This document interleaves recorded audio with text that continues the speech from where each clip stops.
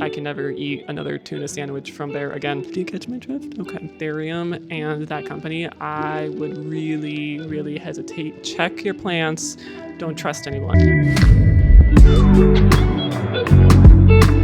Hello and welcome to Anna with Plants. My name is Anastasia and thank you for joining me for another video. In today's video, we are going to be talking about the plants that I regret buying. And I generally don't like to poo-poo on plants that much. In order to put more of a positive spin and more of a silver lining into just some negative experiences with these plants that I've had, I am also going to talk about what these plants taught me, what lesson I learned, what mistake that I won't be repeating again. We're going to try to turn a negative into a positive, and we're going to talk about the plants that I won't be buying again. And I think I have about 10 to talk about, more or less 10 to talk about. Grab yourself something to drink, sit back, and we're going to be going down memory lane and talking about plants that I will not be repurchasing. The first plant we're going to talk about, I actually don't really have anything to show you. Some of these I do have the plant, or I have a plant that kind of relates to it. For the first one, there's no plant. We're just gonna talk about mealygate culprit. If you weren't here for mealygate, this was around, I want to say March 2024. I had a really, really bad mealy infestation. And when I think about where the mealy bugs came from, sometimes you just don't know when pests enter your house exactly what plant or what happened before that pest infestation really took over. Me, on the other hand, I have a pretty good feeling, and that is the Carnosa Crimson Princess, or I believe it's called the Carnosa tricolor. It's basically the inner variegated Carnosa, and this is a very popular, more so common plant now, and a lot of people love it, and it isn't anything to slight against the plant itself. It's basically the plant happened to have mealybugs on it when I bought it, and I believe that was the plant that did in the garage Hoya really bad. So let's rewind. I looked up the purchase on Etsy. I did buy it from an Etsy seller. Definitely 2023, I bought this plant, and I hadn't seen a mealybug before buying this plant. I noticed one on the plant when I unwrapped it, and I took it off. I didn't really think anything of it. It did kind of surprise me a bit because I've never seen a mealybug before, and I placed it in the garage next to all of my other plants. I let it go for about a week until it was watering day, and by the time I was watering the garage Hoya, that plant was infested with mealybugs. They were crawling everywhere. They were all over the plant in every crevice, and it also started to spread to the other plants. So I'm pretty sure that Carnosa Crimson Princess was the culprit. Unfortunately, because I had such a negative connotation with that plant, I don't think I can ever buy one again. It's kind of like, if you guys know what the Garcia effect is, basically if a food that you happen to eat gave you food poisoning, or maybe it was around the time you got really bad food poisoning, you can never eat that food again. It always brings you back to that really bad food poisoning experience. For me, that is a tuna sandwich from Jimmy John's, which is a sandwich place on the West Coast. I can never eat another tuna sandwich from there again. The Carnosa Crimson Princess is my tuna sandwich. The lesson that I learned in that painful experience of trying to eradicate a lot of mealybugs is always check your plants very thoroughly when you get them, no matter who it comes from. And if you see a pest on it, even if you don't see a pest on it, I would recommend you to spray it down in something. A lot of us have some sprays that we use for either pest prevention or pest treatment. Please use that. If you don't have a specific isolation chamber for new plants, at least put the plant far enough away that it's not going to spread to other plants in case that does have a pest and you didn't catch it in time. That is a very valuable lesson that I learned from that plant, and thankfully I don't really have another experience like that to compare to. So check your plants. Don't trust anyone. For the next plant that I regret buying, I actually have it right here with me. I still don't know what I'm going to do with it. Right now I'm just growing it out, but it is an anthurium. If you want to know the exact cross of it, it's not really relevant. Hey, Simba Weemba, you want to say hello? Okay. Yeah. This is the cross of it. The cross is not relevant because it's basically I will never buy another Anthurium mystery box again. I decided to take a chance on it because I bought a Hoya mystery box. I have done that in the past and I've always had good experiences because at least I'll get a couple Hoya that I would have not picked out myself. That's kind of how I got the AH003 in my collection. I didn't pick it out. It came in a surprise cutting box. So when I saw this surprise Anthurium box roll around, I was like, okay, maybe I might get something cool. Why not? However, the difference was that this Anthurium surprise box was way more expensive than any Hoya one I got. I believe it was $150 or $100. I want to say it's $150, but I might be wrong. It might be $100 still. Quite a lot of money. And then I just remember my disappointment when this is the plant that I unboxed, just because in the list of plants that I could have gotten, this was probably near the bottom of the list. I do believe what this was retailing for on that store was more than 100, or it was more than the cost of the box for sure. And it's not like there's anything inherently wrong with this plant. It's a crystallinum hybrid. One of the parent plants had some really cool veination. I just don't think it's worth $100 in my opinion. I kind of wish that I never really purchased that. And that is the risk that you run when you buy surprise boxes. You just sometimes they're a dud and there's really nothing that you can do with it. From a perspective of a seller, it's actually a good idea because you get to clear out some stock that isn't moving on your end. From the buyer, it's just a lot more risk. I did quite enjoy the emergence. It has kind of like a chocolate emergent, which I remember that is pretty, but I have a lot of plants that look like that plant in my collection. And yeah, so that is one thing that I will not be buying again is Anthurium surprise boxes. So what I learned from that lesson is sometimes the gamble is just not worth it. And if you don't know what you're getting, I don't think I'll ever spend more than $100 when I don't know what I'm getting. That was a bit of a dud, but I do vouch for surprise Hoya cutting boxes. A lot of times you'll get some really good stuff in there. Not a fan of the Anthurium counterparts to that. The next plant that I have to talk about is a Hoya, and this Hoya I bought when I bought those 40 Hoya, and for all of them, this was just kind of like the one that I regretted the most. Honestly, there were like a couple duds in that whole haul that I did last year. This is the Hoya VL09. And I liked it because I was really interested in getting the GPS Hoya. I believe, I forgot what it's called, GPS 7420, something like that. And the GPS one is more purple and bluey tone. This one is just more green, but the leaf shape is very similar to it. I kept it in fluval stratum that kept drying out for a year, and finally I did repot it.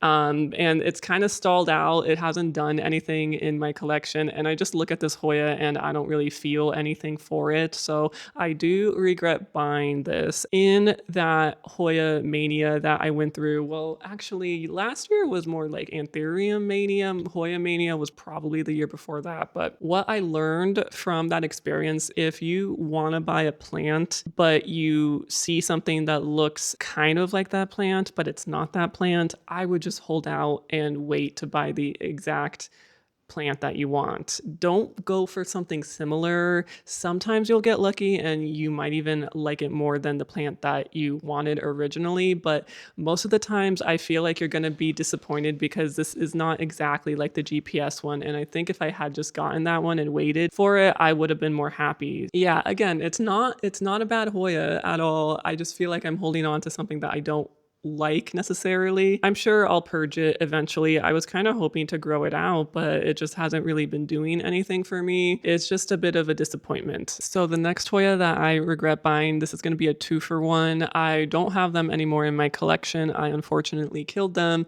I'll go ahead and post up pictures I think I have pictures of them when I originally bought them, and it was in the same haul. And it's the Coriaceae Silver and the Campanulata Splash. They are both thin-leafed varieties of Hoya, and it kind of sealed a deal for me for thin-leaf Hoyas. I do have one other in my collection, which is the Wonderfill, and I do enjoy that one. For some reason, that one grows well and fine, but those other two were thin-leafed varieties, and the Coriaceae Silver got spider mites, so that is one thing you have to look out for thin-leaf Hoya, is spider mites tend to like them because, again, they can pierce that outer layer much easier than your typical Hoya, which is a lot more thick. You might have to deal with spider mites on them. I don't know if I would try thin-leafed Hoya again. This is more of like a, I'm not going to say never, but for these two specific ones, which is the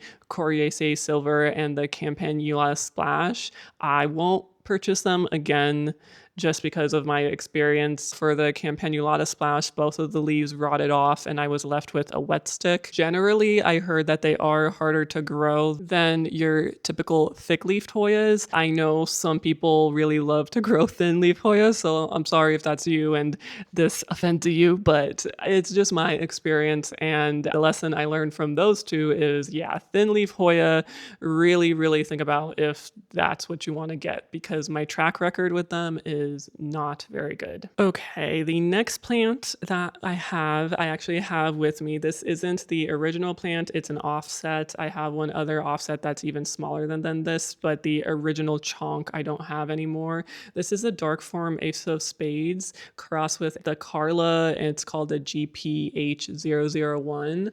And this is all I have to show for it. There are some roots in the pot, and there's a rotted root there. And yeah, this is what I have. I bought this on Etsy from a seller that I have bought other anthurium from that did great and well, so I know it's not a seller issue. I'm getting ahead of myself again. Let me go over my growing experience with this plant. So I got it and it completely shocked. It yellowed off all of its leaves, turned into a stump. I rehabbed that stump, and every time it tried to grow roots or try to grow a leaf, it would then either melt the leaf or rot the roots. I've rerouted that chunk again and again and again. I kept getting offsets like this off of it again and again, and the roots kept rotting. The leaves would come out, but they would start to yellow. This is very typical, all of that yellowing. It just is not a healthy plant, and I was so new to anthurium. I just thought it was something that I was doing, and I didn't even stop to think that maybe this is just a genetically weak plant, and that's exactly what it is, because I've gotten many seedlings before and after this that was not this difficult to grow, and I know I really tried with this plant. I'm getting to the point where I think I'm just going to throw it away, because I don't even want to give it to somebody even for a super discount deal, because it's just not worth it. I bought this on Etsy for $200, so it was really expensive. It was very beautiful. It was like a very dark leaf, very minimal veining, exactly what I was looking for, because the Carla GPH001 is really known for that kind of dark foliage and veining. And I think this was what this taught me, was I really need to think about what I'm influenced to buy, because I was just so deep in the anthurium rabbit hole that I got influenced to buy something with a cross of GPH001. Because if you try to get an actual GPH Carla, those are extremely expensive. If you're looking for a clone of one, it's thousands of dollars. If you're looking for, I think people did like selfs or like F2s, and even those are very expensive, maybe not quite 1,000, but getting up there. So I thought, when I saw this hybrid of that Carla that everyone was hyping up in the community of like how cool it was and everything, I just kind of fell into it it and I jumped on it, and I had such a negative experience growing this out. I don't know what the exact breeding or the genetics is to create that specific Carla cross, but from what I gathered when I was more into the anthurium community, I don't really keep up anymore. A lot of people said that they don't grow well and they actually grow quite slow. I wish that information had been as hyped as that plant was, because if it was, then it could have probably saved people spending so much money on something that just didn't grow well. This is more so a commentary on sometimes when a specific plant is so hyped, you don't really ask more questions on how does it grow, like what's your experience like with it. It's more so I will do anything to get that plant because then I can take pictures of it and say that I have it, and not so much what is it like having in my collection. And I wish I had asked those questions before I jumped on the bandwagon. And so that's kind of what that plant taught me. Again, not trying to say anything negative about that specific Carla cross. It's just, I think more so what it stands for is the influencer culture, and that really got me. And now I know that. And whenever I see like a plant that's really hyped up and I do like, I kind of dig a little bit deeper and I find out what is the actual process of growing that plant is. Hopefully that makes sense. I don't want to diss anyone who has a GPH cross and loves it, or the plant itself. This is just my personal experience. The next is another anthurium. So this isn't a specific anthurium. This is a overall anthurium category that I won't really buy again, which is very expensive anthurium germinated seeds that cost more than $100. I have one to show you. I got this as a germinated seed. This is a Carla OG4 crossed with an RA8. I forgot exactly how much this was. I want to say it was $120 as a germinated seed. This is a seedling, not the same thing, but I'm talking about a germinated seed. I bought this now over a year ago. I'm positive it was over a year ago. This is what I have. I think I bought two. The other one is no longer here with us. So I spent almost $250, maybe $300 on two germinated seeds, and luckily both of them did grow up to be seedlings. This was near the peak of Carla hype. If you don't know too much about anthurium, there's this specific type of anthurium called Carla blackier after a well-known anthurium person named Carla Black, and it's known for dark veination and looks kind of like a crystallinum but with less veining. People that don't really like Carla blackier say it just looks like another crystallinum. Last year there was a lot of hype around Carlas because they weren't very easily available, or if they were very expensive. Now in 2025 they are still on the more expensive side, but they have come down in price a lot because it is very easy to breed with them. They tend to bear seed quite quickly, but when I got these two germinated seeds, they were well over $100, and I don't think I would go through that experience again. I think when it comes to a seed, spending over $100 on a germinated seed, there's so much that can go wrong with it. I feel the exact same way for alocasia corms.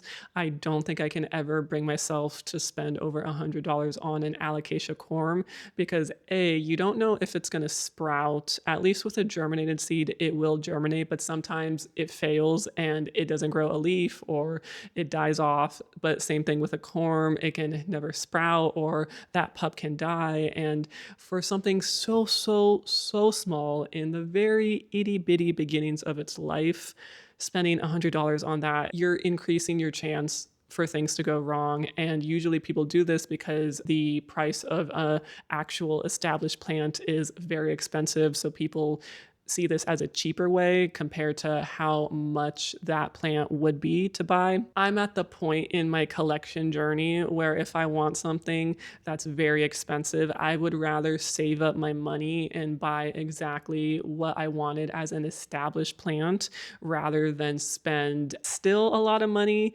on a very juvenile version of that plant. It could be a complete waste of money, right? Now I know that, and I don't think I would have known that had I not gone through this experience of buying seeds for over $100. Not trying to shade people that sell seeds for that much, you do you. But I think it is 100% worth it to save your money and go after that plant that is established, because at least if something goes wrong with that plant, you have a lot more plant to work with.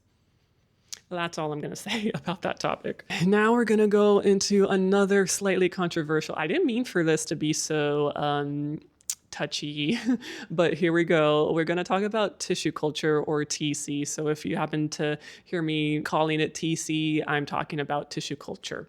So I bought a lot of tissue culture alocasia all in one go. I think I bought like, I don't know, maybe 10. And when you buy them in plugs, they're usually not that expensive. And of all of those that I bought, I only have one to show for it. Let me show it to you because it's right next to me.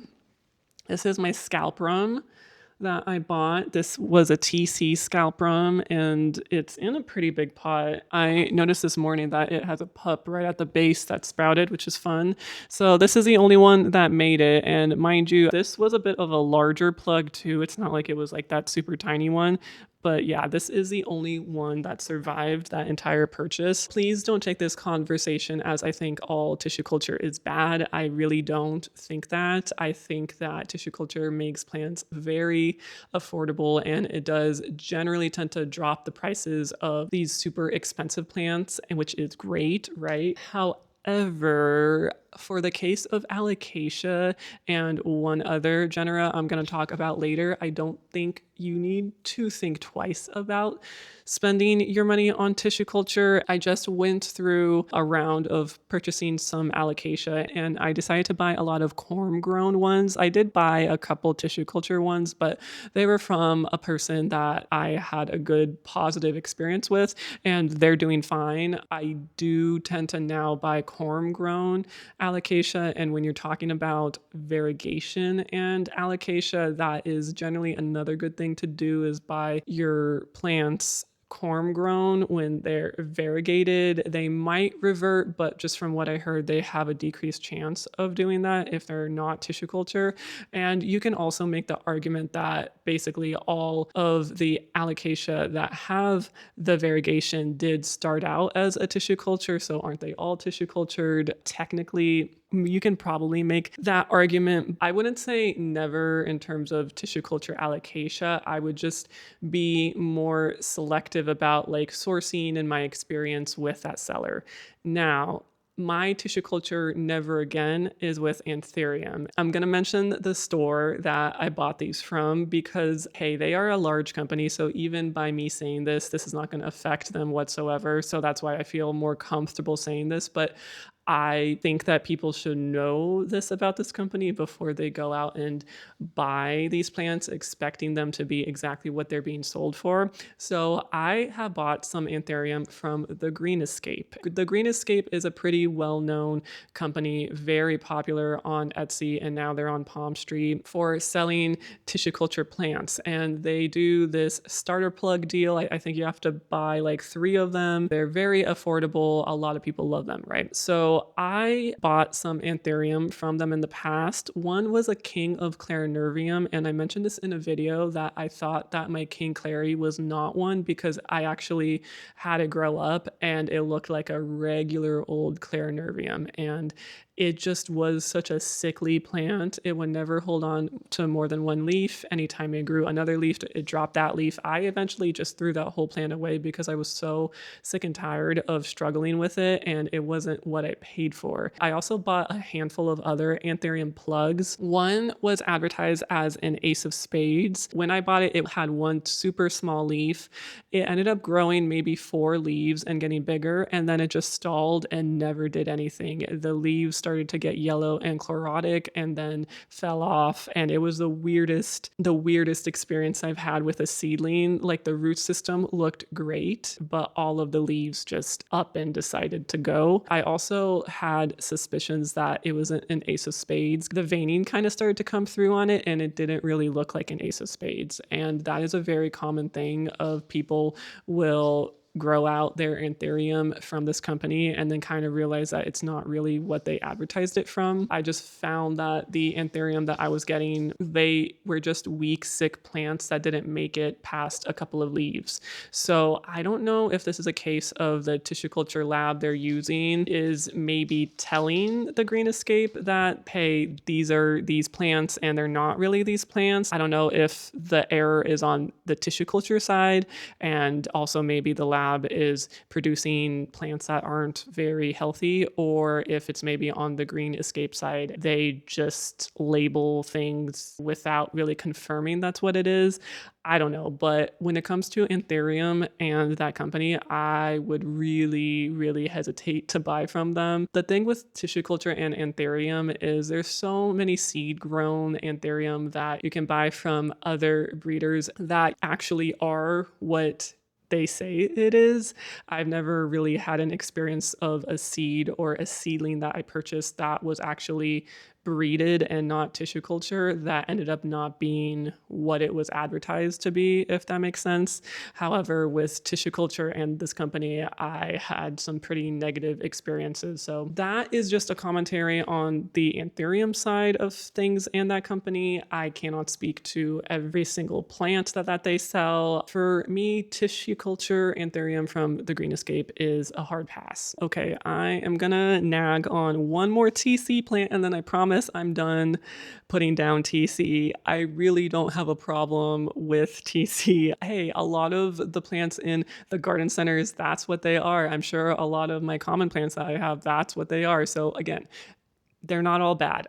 I promise I don't hate TC. Please don't comment and say that I do. Okay, this is my mint monstera, and this is a pretty classic example of variegation and tissue culture and how it doesn't do well. So sorry about how sad it looks. It's been on the shelf of plants that I selectively water, and if they do happen to die one day, you know, that wasn't me doing it purposely. I just forgot to water it. Do you catch my drift? Okay. So yeah, this is my mint monstera. When it was more juvenile, like the leaves down here, it was a lot more minty, and then I noticed as it got bigger, it just lost its variegation, the mintiness. That is a very common story with tissue culture mint monstera. I have found there are just some plants that you don't want to buy tissue culture. This is one of them. The monstera mint no ID, I think that is not tissue cultured. That variegation is a lot more stable. I kind of wish I had saved up the money that I paid for that plant, because I paid $270 for that mint monstera, which is insane. I wish I would have just spent it on a mint no ID, because that's kind of the price that they're going for nowadays. I learned that lesson in that maybe just wait it out, but also variegation and tissue culture, man. I think I just had a conversation with somebody in my comment section about an older video I posted on my Billy. So if you guys don't know, I have a Billy that's variegated, that's really, really beautiful. I bought it as a very mature, established plant, and I still see tissue culture Billies that are variegated being sold for like $100. I paid, yes, more than $100 for that, but not super far off of that price. If you can just save up a bit more, couple $100s, and buy like an actual big plant that has good variegation and everything that can spare you, because the TC Billies that are variegated are extremely notorious for reverting. Maybe do a little bit of research on people that have bought tissue culture specific plant before you go out and shell out hundreds of dollars for it. I wish I had known that about the mint monsteras. Now look where I'm at. We're gonna switch and stop talking about TC now, and we're gonna talk about Hoya. So my first real difficult Hoya was a Meredithii, and I actually tried twice with it, and I killed both plants. I tried to save both plants, it just didn't end up working, and now I will never again buy a regular Meredithii. There is the round leaf version, which doesn't quite look like the OG plant, but I will mention one plant that is a lot easier that does give that vibe. This is the Sabah. It's also called the RP013, and it gives the exact vibe of a Meredithii, but it's so much easier to grow. And I've seen these around quite a bit, so I feel like you can find them if you want to. There are so many Hoya that look a lot like other Hoya. The lesson I learned is maybe getting the exact plant that's notoriously difficult to take care of is not the way to go. Maybe you can research a little bit more and find plants that look a lot like it, but that make you feel like a much better grower and don't test your patience. The next two I also don't have in front of me, so we're just going to talk about them. When I first started getting into plants, I fell in love with the Marble Queen pothos, like the big baskets of it. That was my jam. Is I love to buy big plants when I first started getting into plants, because again, I didn't have a large plant collection. I had a lot of space, so I bought big plants, and I used to buy baskets of highly variegated Marble Queen pothos, and I would rot them every single time. I want to say I bought 3 or 4 baskets before I learned my lesson, and that I should just never own that plant, because I had experiences where it was just so easy to rot them, because again, they don't have the chlorophyll, they have more variegation. I love them, but I just had so many experiences in the past that I know to stay away from it. And then the next one, I hesitate to say never will I buy it again, but right now at this point in my journey, I don't foresee myself being in a place where I can keep up with the maintenance, and that's phylos, specifically climbing phylos. I'm talking about the majestic, the glorious, anything that really needs a moss pole or a support to climb up. I do have some on poles, but I used to be really into having a lot of them. I had a lot of moss poles and I just could never do it, you know? I could not get them to size up, and my confidence as a grower really took a hit, because I would always see these like really massive, beautiful, glorious, and majestic, and I just couldn't get that. I just realized that that's not what type of grower I was. That's what I learned from that experience, is there are people that do really well with them, but you might just be good at growing something else. And when I kept failing at the climbing phylos, I started getting into Hoya, and it wasn't until I started collecting more Hoya and just seeing how well they vibed with my plant care style that I realized, like, oh, okay, I think I'm a Hoya grower, and that's okay. That is something that I want to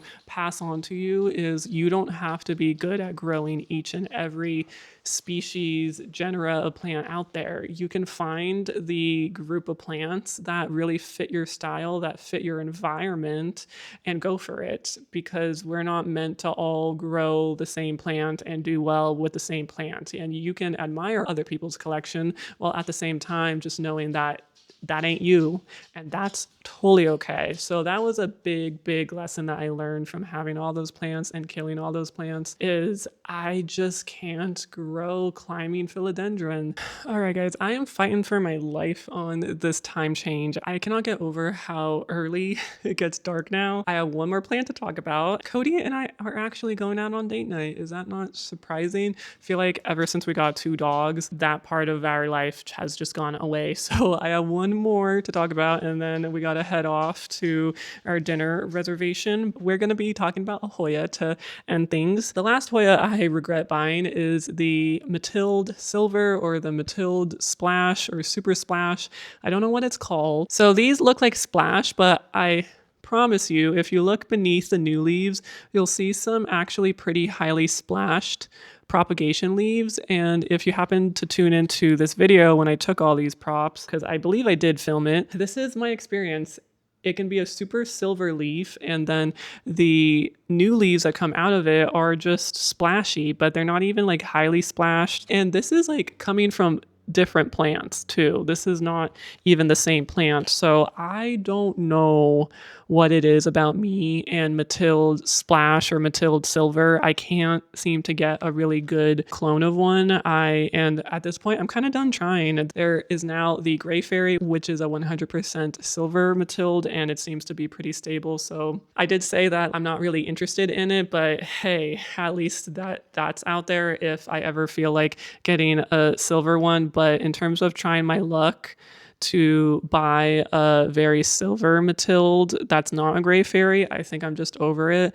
What I want to do for all these cuttings is I think I just want to pot them up in like a 4-inch pot. Maybe there's like 3 or 4 plants in here, and just grow them out a little bit more and then pass them off, because I'm just, yeah, I'm done with the mathilde. I have my variegated mathilde, which I love, but with the splash and the silver, I'm just over it. Will not buy it again, just because I can't get the genetics to continue. So that's the last plant that I regret purchasing. Let's see how we're doing on time. Yep, we gotta go. Thank you guys for tuning into today's video. If you have a plant that you regret buying that taught you a very important lesson, I would love to know. So please comment down below your story. I hope you're having a wonderful November. I will see you in the next video.